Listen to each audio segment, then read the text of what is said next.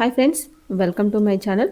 మిత్రమండలి movie తర్వాత తన లక్ని పరీక్షించుకోవడానికి ప్రియదర్శి ప్రేమంటే అనే మూవీతో మళ్ళీ మన ముందుకు వచ్చారు. ఇక మూవీ ఎలా ఉంది అంటే ఈ మూవీ కూడా ఎక్స్పెక్టేషన్స్ని అందుకోలేదనే చెప్పాలి.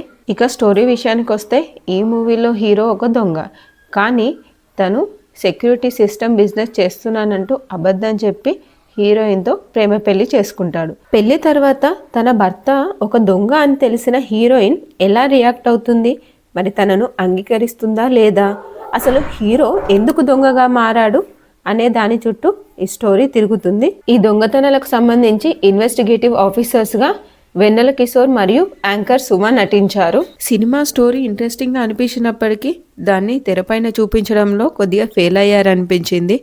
మూవీలో ఎక్కువ ల్యాగ్ చేసిన ఫీలింగ్ వచ్చింది. హైపర్ ఆది మరియు ఆటో రాంప్రసాద్ లాంటి కమెడియన్స్ ఉన్నప్పటికీ వారిని వాడుకోవడంలో ఫెయిల్ అయ్యారనిపించింది. ఇక మ్యూజిక్ కూడా అంత బాగేం అనిపించలేదు. ఓవరాల్గా మూవీ అయితే యావరేజ్.